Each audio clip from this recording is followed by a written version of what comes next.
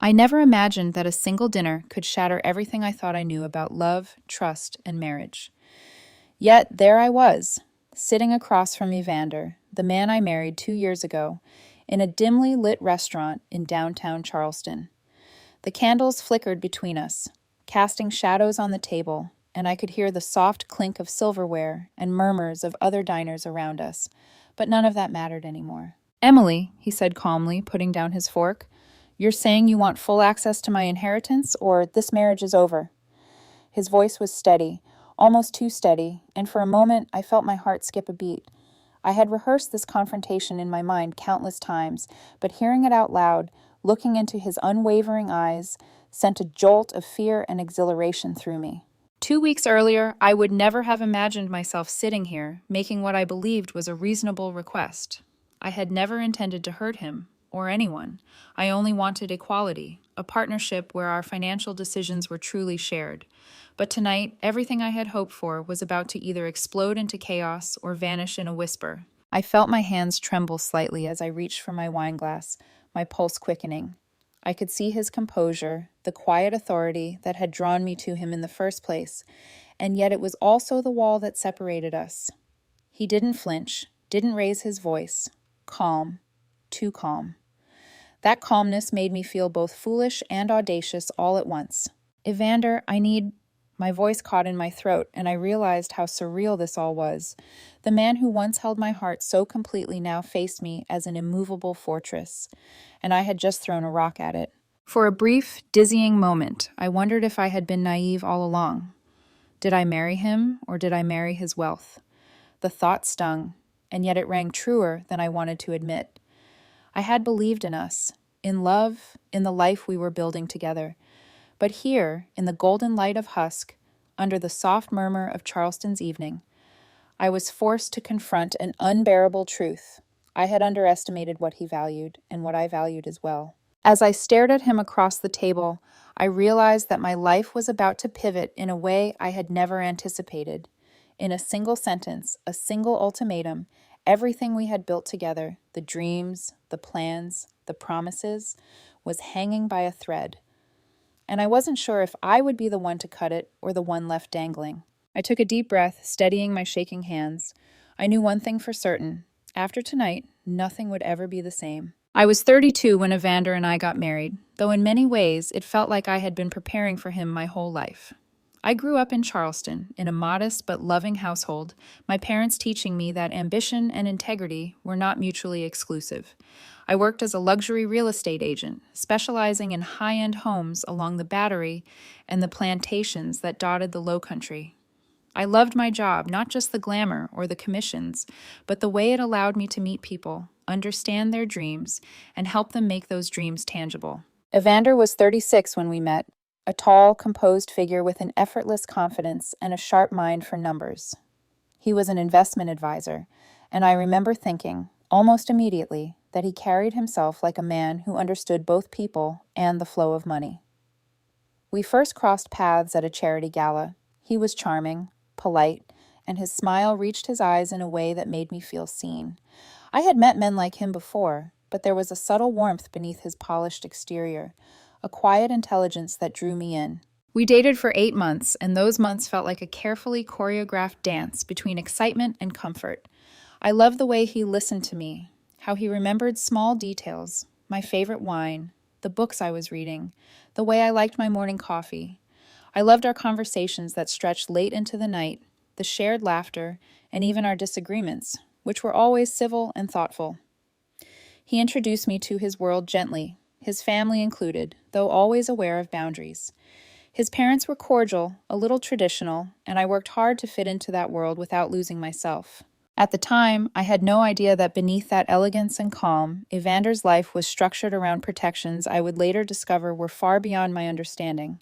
He inherited $2.8 million from his grandfather's textile fortune when he was 28, money that had been safeguarded in an irrevocable trust. The trust paid him comfortably, enough for a life of ease, travel, and security, but the principal, the bulk of the fortune, was untouchable. I knew he was responsible with money, but the exact mechanics were foreign to me. I trusted him. Our wedding at Magnolia Plantation was breathtaking. The Spanish moss hung like curtains around the oak trees, the garden in bloom, and I remember walking down the aisle in a gown I had dreamed about since childhood, feeling my pulse sink with the weight of the moment. Evander's hand on mine was steady, grounding. I believed we were partners, equals in every way that mattered. In the first year of our marriage, I thought I had found everything I wanted: love, stability, respect. But little things started creeping in. Subtle remarks about what we could do if only the money were more accessible, suggestions that perhaps our dreams were being limited. I ignored them at first, thinking perhaps I was reading too much into idle conversation. After all, who doesn't wish for more freedom, more opportunities? I brushed it off as ambition, not greed, and focused on the life we had created together. My interactions with his family had always been pleasant but formal. They were supportive, yet there was always an undercurrent of expectation, of behavior, of decision-making. I tried to navigate it carefully, always mindful of the fine line between blending in and losing myself. I never imagined that the very protections his grandfather had put in place to safeguard the family fortune would one day become the battleground on which my marriage would be tested. Looking back, I see the small signs I had missed, the subtle frustrations in his tone when we talked about investments, the offhand comments about other couples who shared everything equally, the way he would subtly test my opinions on financial matters. At the time, I dismissed them as normal conversation, never imagining that these hints were the seeds of a conflict that would escalate far beyond anything I could have prepared for. I had loved Evander with my whole heart, believed in our marriage as a partnership of equals. But I didn't yet know that my love would be challenged not by external threats, but by expectations, misunderstandings, and the weight of money that was never mine to command. It started subtly, almost imperceptibly. Evander had always been meticulous, thoughtful, and composed, but slowly, small cracks began to appear in the calm facade I had fallen in love with. It began with offhand comments during dinner, things that at first seemed harmless. "We could do so much more if I had full control of my inheritance," and he'd say, smiling, and I'd nod politely, thinking perhaps he was only dreaming aloud. Then came the comparisons, stories of other couples he knew, where the wives were given equal access to everything. "It's just fairness," he'd insist, and I'd find myself questioning, had I overlooked some hidden inequality in our marriage? Was I somehow failing him by not understanding his desires completely? I loved him, and yet a subtle tension began to creep into our conversations, a quiet undercurrent that neither of us acknowledged aloud. Friends noticed it too. Lunches with our social circle were laced with subtle suggestions. "You know, some women get more say in finances," one friend said casually, and I forced a laugh, brushing it off. I told myself not to overthink, not to misinterpret, but deep down, I felt a strange mix of curiosity and unease. These small seeds of doubt, planted so delicately, began to take root. His family, who had always been polite, started to tiptoe around certain topics. There was a tension in the way his mother would ask about our plans, a subtle judgment in her eyes when I mentioned anything about financial decisions. Evander remained calm, almost too calm, as though he had learned to compartmentalize emotions perfectly. But I felt the weight of expectation pressing down on me. I was a wife, yes, but the unspoken rules of his family, combined with his quiet insistence, were slowly making me feel like an intruder in his world. One evening, while we were hosting a dinner for some high-profile clients, Evander mentioned casually how another wife of a wealthy man had access to everything her husband owned. I saw the flicker of frustration in his eyes as he looked at me. "Why can't it be the same for us?" he asked softly, almost rhetorically. I felt my pulse quicken. I wanted to reassure him, to tell him I understood, but the words stuck in my throat. I realized then that this wasn't about fairness at all. It was about control, about expectation, about a misunderstanding of what was legally and emotionally possible. I began to notice other signs too. Documents he kept tucked away in his office. Conversations with lawyers that he said were routine, but now seemed loaded with intention. Late-night phone calls, quick text messages, sudden silences that left me anxious and overthinking.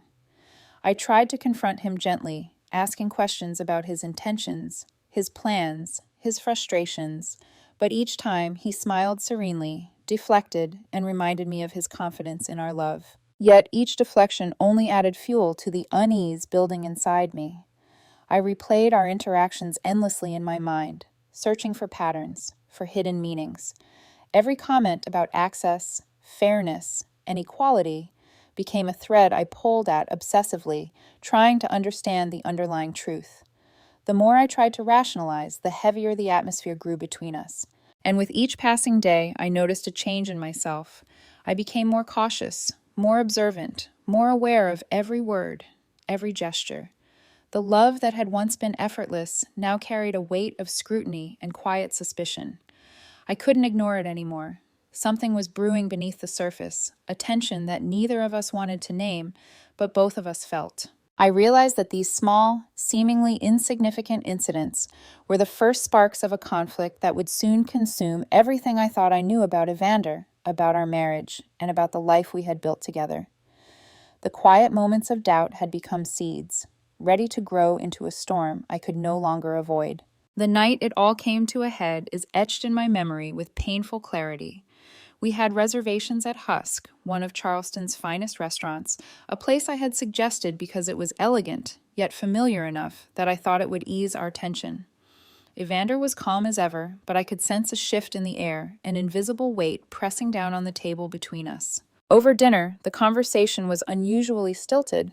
I could feel him observing me, gauging my reactions, measuring my tone, and then, after the main course, he leaned back slightly, his gaze fixed on me, and said, "Emily, we need to talk about your expectations regarding my inheritance."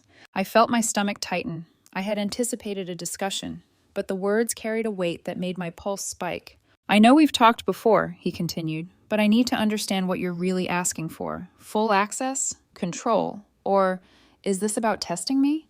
I froze for a moment, searching his calm, measured face for any hint of jest. There was none. He wasn't joking. My heart sank. I want us to be equal partners, Evander," I said, my voice trembling slightly, despite my efforts to remain composed. "I don't want to feel like I'm locked out of decisions that affect both of us. I love you. I married you, but I need to be heard, to share in the planning, the choices." He shook his head slowly, a sad smile tugging at his lips. "Emily, I think you misunderstand. My inheritance isn't mine to give. It's in a trust. My grandfather made sure of that long before I met you. Full access isn't possible. I can't restructure it for you." A cold wave of shock and disbelief washed over me. My chest tightened, my hands clenching around the stem of my wineglass. I could feel the blood rushing in my ears. "You're saying there's nothing I can do, even as your wife?" He met my gaze evenly, unflinching. "Exactly. I'm sorry. It's not about trust. It's about legality. The trust was established to protect the assets.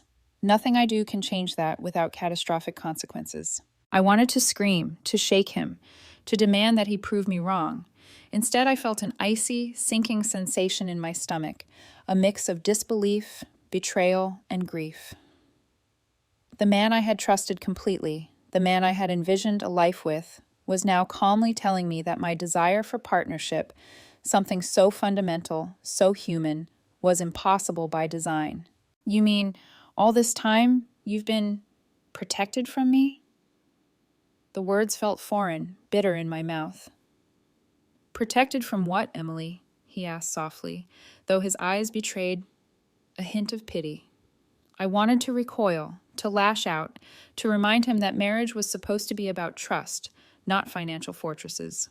And then came the sentence that would fracture everything. "If you can't accept this, if you truly need access to the inheritance, then maybe this marriage isn't working." Time seemed to slow. I could hear the distant clatter of dishes, muted conversations, and the soft hum of the city outside, yet it all felt unreal, as though I were watching my own life from afar. I wanted to laugh in disbelief, cry in frustration, and shake him until he understood, but I found myself paralyzed by the magnitude of what he had just said. "You're saying a divorce over money that isn't even yours to give?" I whispered, my voice breaking slightly. My hands shook. I wanted to believe he would relent, that he would see reason, that love could somehow bridge this impossible divide. Evander's gaze remained steady, unyielding. "It's not about the money I have access to. It's about boundaries, reality, and the structure of what exists. I love you, Emily. but this isn't negotiable. The world I had built in my mind, marriage as partnership, trust as foundation, crashed down in an instant. I realized, with a jolt that left my chest aching, that he hadn't married me for shared financial power, for equality in all things. He had married me for love, yes, but love could not rewrite legal structures, could not bend reality. And worse, my insistence on equality had become a threat in his eyes, a wedge between us, even if I had never meant it that way. I stared at him across the candlelit table, and in that moment, the veneer of our marriage peeled away. I understood something painful and undeniable. I had underestimated the gravity of inherited wealth, and more importantly, I had underestimated how deeply our values and perceptions of partnership could diverge. I left Huss that night with a hollow ache in my chest, the echoes of our conversation reverberating in my mind. The ultimatum had been issued. The trust, untouchable. And my marriage, poised precariously on the edge of a cliff, was staring down at the possibility of collapse. I drove home that night in a daze, the streets of Charleston blurring past me as my mind raced. My hands gripped the steering wheel tightly, knuckles white, as I tried to process what had just happened. Evander's calm, unwavering eyes haunted me. The words he had spoken, so measured, so firm, echoed in my head like a relentless drumbeat. If you can't accept this, maybe this marriage isn't working. I felt a tidal wave of emotions, shock, disbelief, hurt, and a surprising undertone of anger. How could love, something I had poured my heart into, be measured against money I had no legal claim to? I had imagined our life together as a partnership, a team navigating both joys and challenges. And now that foundation felt fragile, like it could collapse at any moment. As I pulled into the driveway of our home, I sat in the car for several minutes, hands still gripping the wheel, trying to make sense of my own thoughts. Had I been naive? Blind? I replayed our conversations from the past months, the little hints, the comments about other couples, the subtle pressures he never expressed outright. I had dismissed them, excused them, told myself it was all normal. But in hindsight, they were warning signs I had chosen to ignore. I kept asking myself, did I misjudge him? Did I fail to understand the reality of his life? Every scenario I conjured seemed to collapse under the weight of what had actually happened. I loved him. I still do. But love alone couldn't erase the barriers of legal structures, the implications of family legacy, the ironclad protection of a trust designed to withstand exactly this kind of pressure. By the time I stepped inside, my mind was a storm of conflicting thoughts. Evander was in the kitchen, casually rinsing glasses as if nothing had happened. His presence, once comforting, now felt alien. I wanted to speak, to demand explanations, to assert my feelings. Yet the enormity of the situation left me frozen. "Emily," he said quietly, sensing my tension, "I know this isn't easy, but you need to understand the trust. Nothing I do can change it without destroying it entirely, and that would be catastrophic." I closed my eyes, trying to steady my breath. I know," I said, my voice barely above a whisper. But even as I spoke, I could feel the tension coiling inside me like a living thing. I wanted to scream, to cry, to shake him until he realized the pain this was causing me. But instead, I felt the heavy weight of helplessness settle over me. I spent the rest of the evening walking through every conversation, every detail, every nuance. My mind kept returning to one question. Was this the moment I should have seen it coming, or was it always inevitable? I reflected on my own expectations, my desire for equality, my sense of fairness, and realized that I had been preparing for a partnership that was, in practice, impossible given the structures in place. The next morning, I confronted him again, not with anger, but with quiet determination. I needed to hear it from him one more time to understand the reality I was facing. "Evander," I said, my voice steady despite the turmoil inside me, "if there's absolutely no way for me to have access, then we need to talk about what this means for us. Because I can't ignore the way this makes me feel. I need to know where I stand." He met my gaze calmly, his composure unwavering. "You stand with me," he said. "But you also need to understand that some things, structures, protections, legacies, are beyond both of us. Love doesn't change the law, Emily, and it doesn't change the trust my grandfather set up to protect our family." I felt a mixture of relief and despair. Relief that he had not rejected me outright, but despair that love alone was insufficient. I realized that I had to reconcile my emotional needs with the rigid realities he had explained, and that reconciliation would not come easily. That night, I lay awake, replaying every word, analyzing every glance, questioning every decision that had led us here. I asked myself the hard questions. Have I overlooked signs? Have I been naive? Do I truly understand what it means to be married to someone with wealth protected in ways I can't influence? It was in that quiet, sleepless night that I began to understand the depth of my own resilience. I felt hurt and betrayed, yes, but I also felt the stirrings of determination. I wasn't going to react impulsively, and I wasn't going to crumble. I needed clarity, I needed counsel, and most importantly, I needed to face the truth. My marriage was at a crossroads, and the path we would take depended on whether we could confront reality without letting pride, love, or ambition blind us. I realized then that the first step wasn't confrontation. It was understanding, reflection, and preparing myself for the choices I would inevitably have to make. And deep inside, a quiet but firm voice whispered, "You are stronger than you know, Emily. You will find your way through this." The days following that dinner at Husk became a whirlwind I hadn't anticipated. At first I tried to speak calmly, to reason with Evander, to find a middle ground that could preserve what we had built. But the more we talked, the more I realized that this wasn't a conversation he could bend for me. The trust was immovable, a legal fortress designed to withstand anything, including marital negotiation. And yet the conflict didn't stay contained between us. His family began to sense the tension, subtle at first, almost imperceptible. His mother, a woman of refinement and expectation, started dropping hints during casual brunches and phone calls. "You know, Emily," she said one Sunday morning over coffee, "marriages require compromise. Perhaps there's something you haven't fully understood about the arrangements." Her words were polite, almost motherly, but underneath I detected a sharpness, a judgment.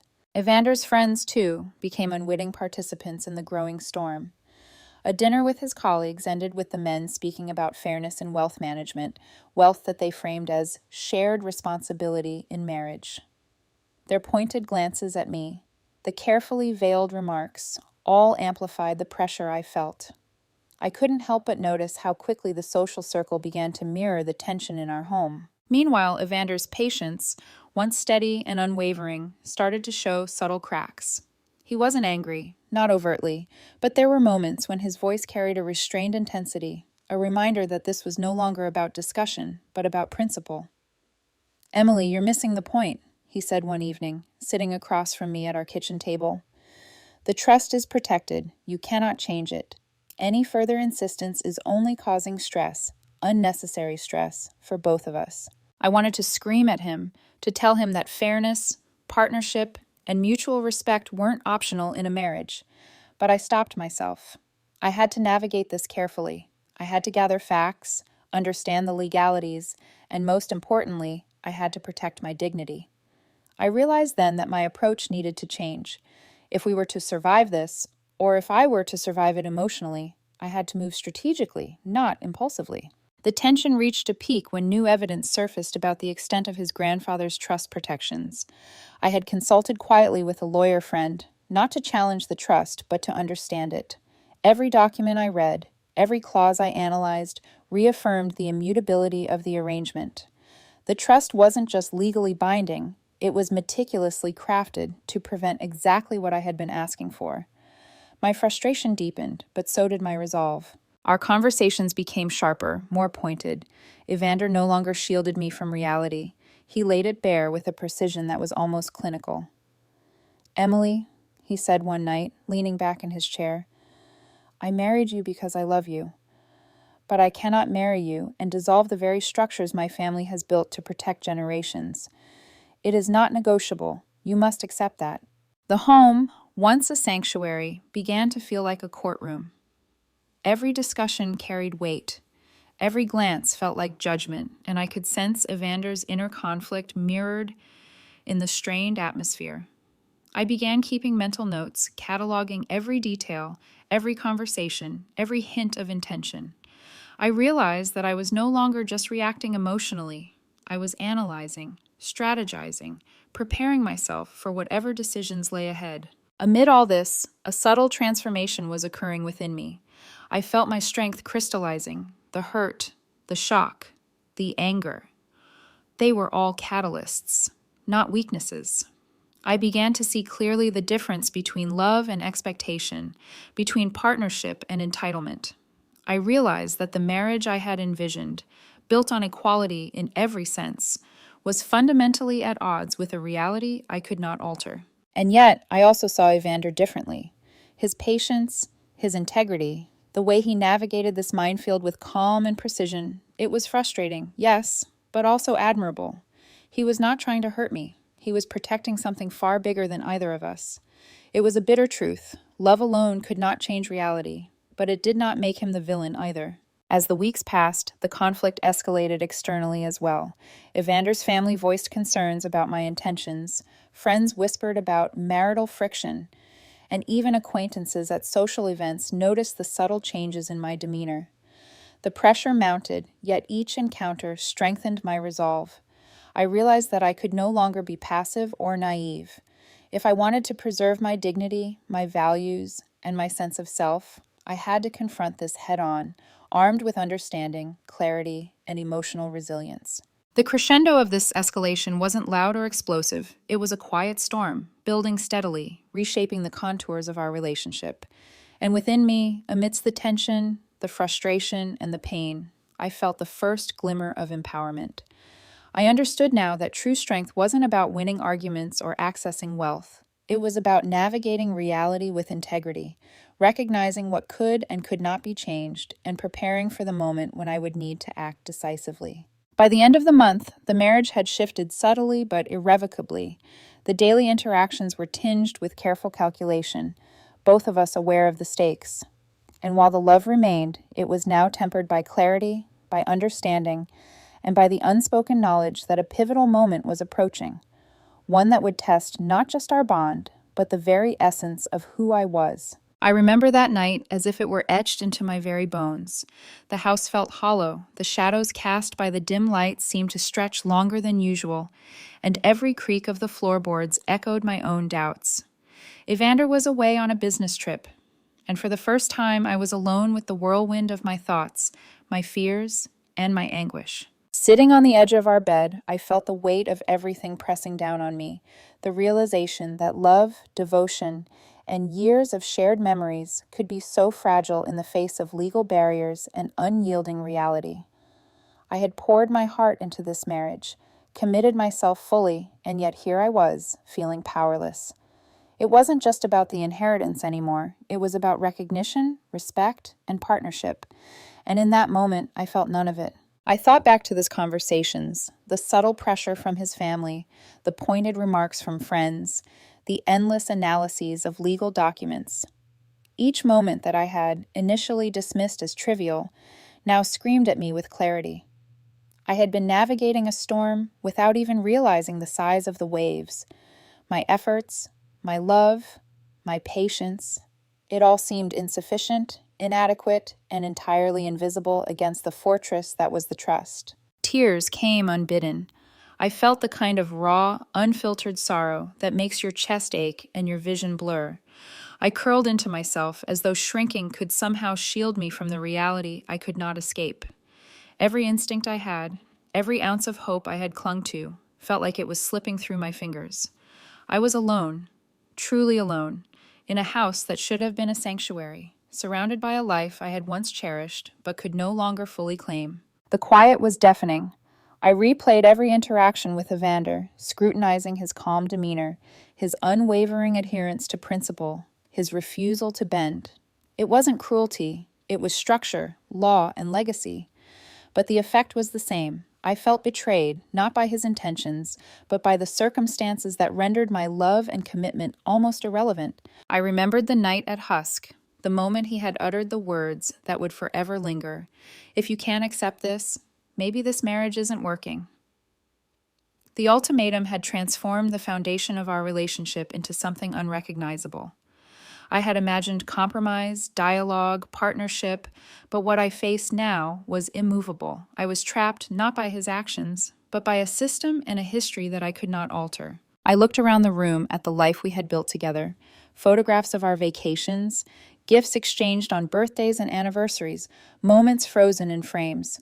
Each one was a reminder of joy, now tinged with melancholy. I realized that in my desire for partnership, I had been fighting an invisible battle, one that had no clear end and no easy victory. By the early hours of the morning, despair had settled over me like a dense fog. I questioned my own worth, my choices, and even my capacity to love. Had I been naive, foolish? The questions churned endlessly in my mind.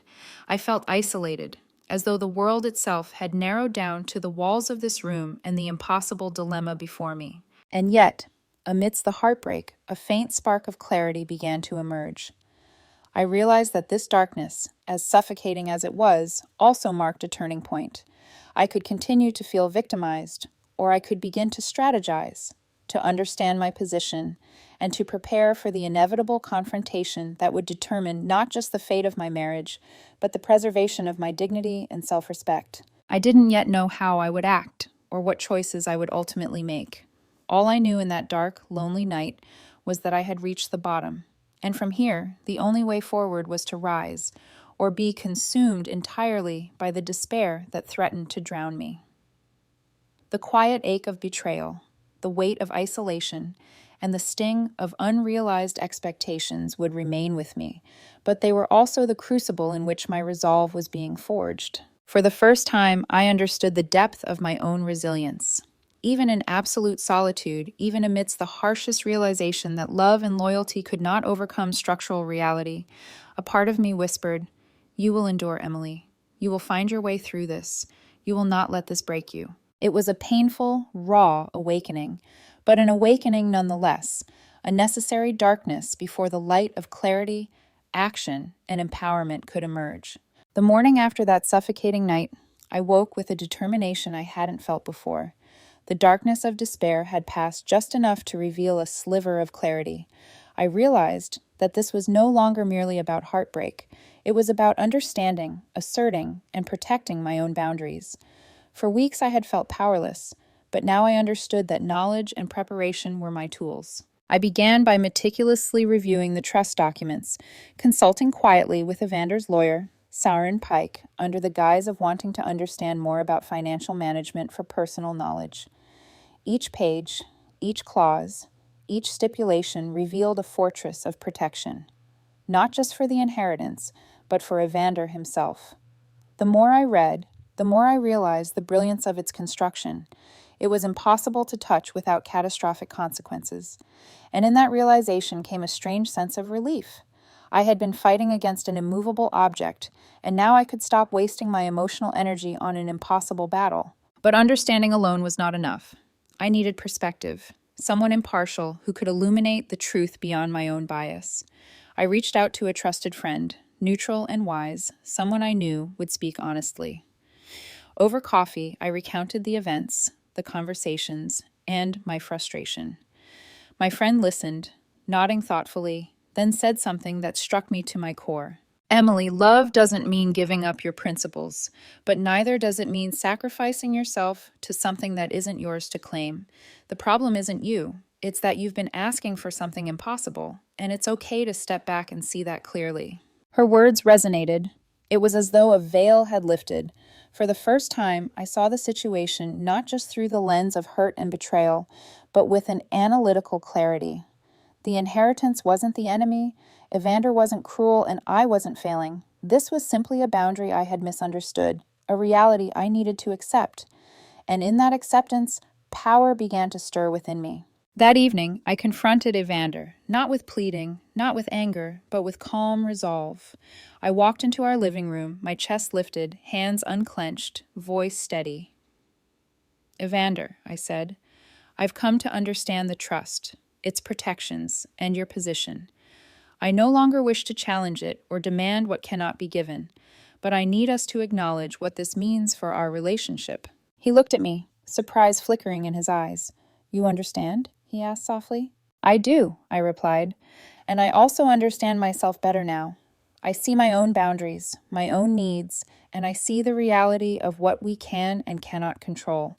I love you, but I cannot compromise my self-respect or allow my values to be dismissed. There was a pause, heavy but not tense. In that silence, a mutual recognition passed between us.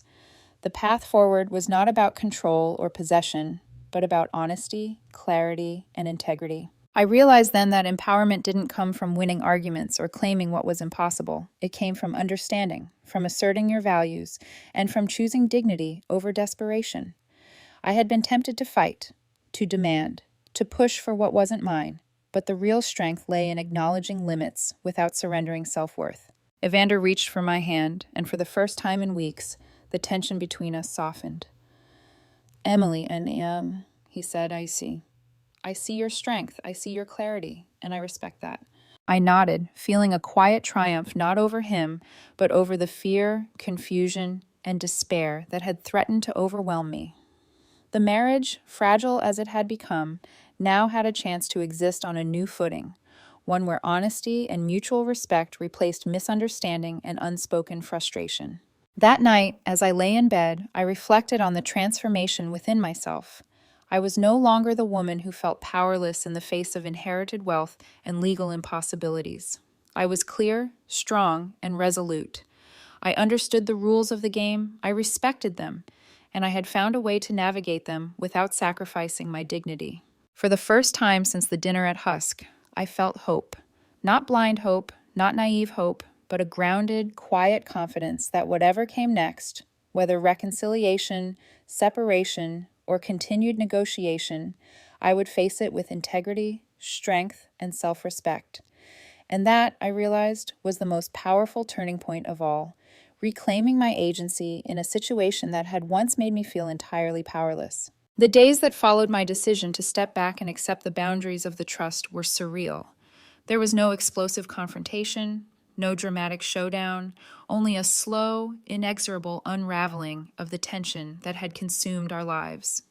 Yet for Celestia, the fallout was immediate and undeniable. Word of our financial conflict had already started circulating in Charleston's luxury real estate circles.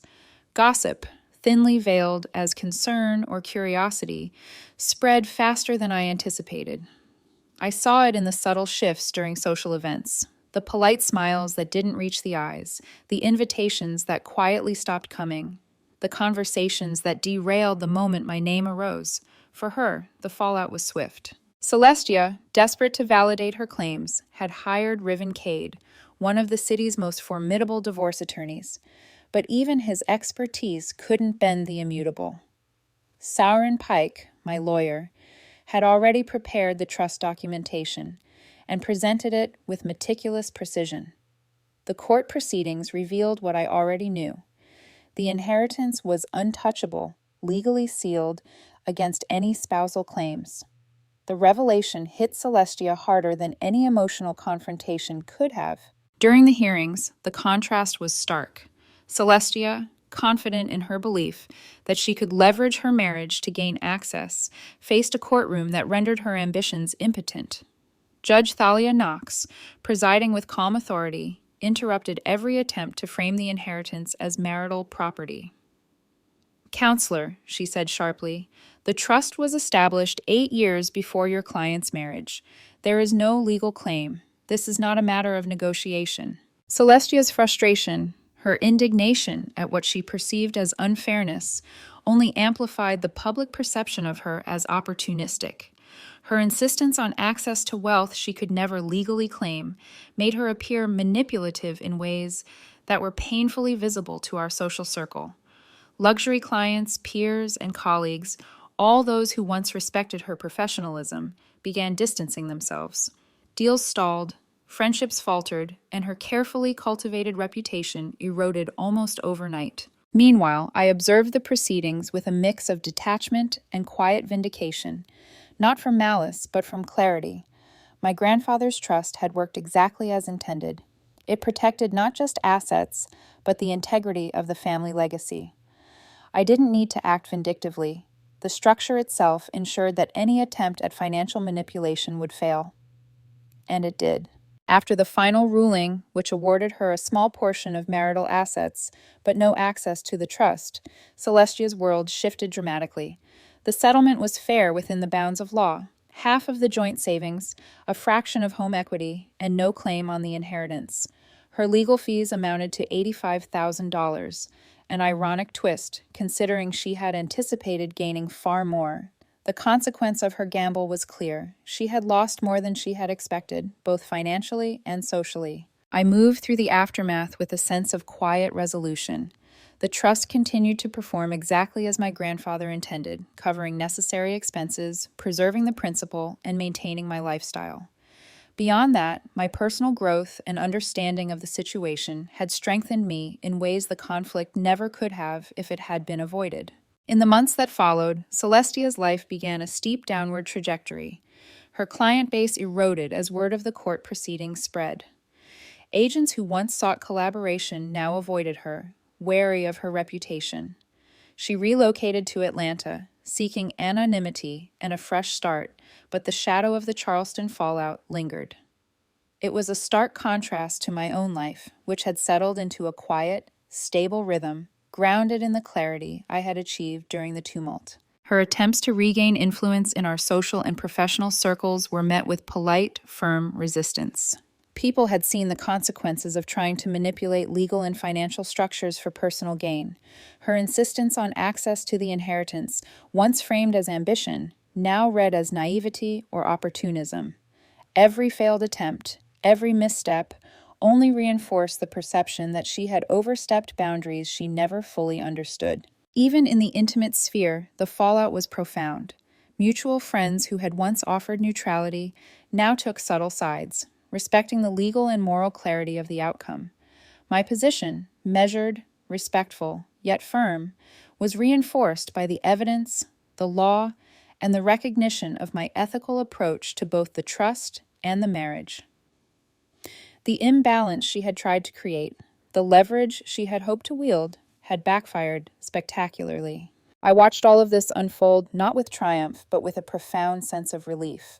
Relief that the truth had been recognized, that justice, both legal and social, had taken its course, and that the personal cost I had endured had not been in vain.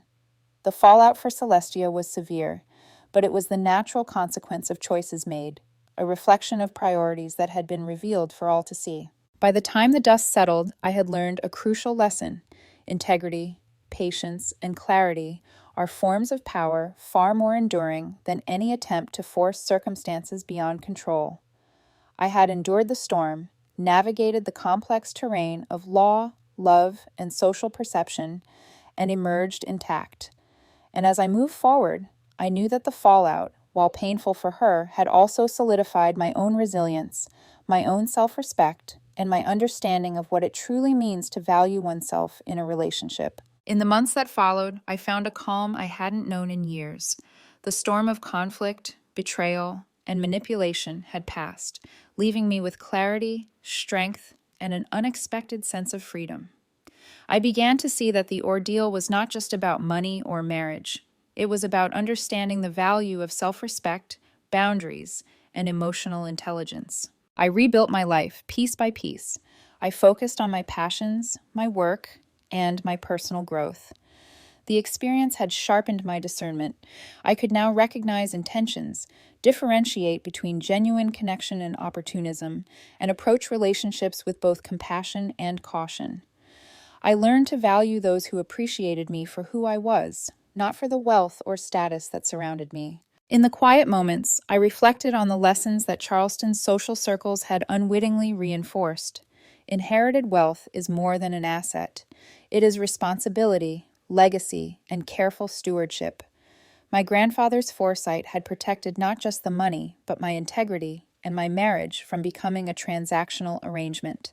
And in that realization, I felt gratitude, both for the trust's protection and for the clarity it had forced upon me. Evander and I had parted ways amicably, each of us carrying lessons, wounds, and growth. There was no bitterness, no lingering resentment, only the understanding that love, while powerful, cannot bend the unyielding forces of principle and legality. I emerged from the ordeal stronger, wiser, and deeply aware of my worth. Not long after, I began a new chapter of my personal life, meeting someone like Steve, whose value lay in his heart, his mind, and his character, rather than in what he could gain materially, was a healing balm. Conversations flowed naturally, trust was built gradually, and connections were forged on authenticity. I realized that the true measure of relationship is mutual respect and shared values, not shared bank accounts. Looking back, I understood that every painful moment, every tear, and every confrontation had been a crucible. It had refined my understanding of love, money, and integrity. The lesson was clear. Self-respect is non-negotiable, boundaries must be honored, and emotional resilience is as vital as legal protection. As I sit today, reflecting on the journey, I know this truth. Life will test us, relationships will challenge us, and the world will sometimes reward opportunism.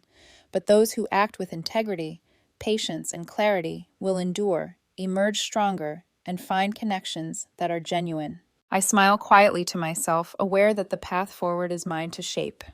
I have learned that wealth is a responsibility, love is a choice, and self-worth is the foundation upon which everything else must stand. And with that understanding, I step into the future, whole, empowered, and ready for whatever comes next.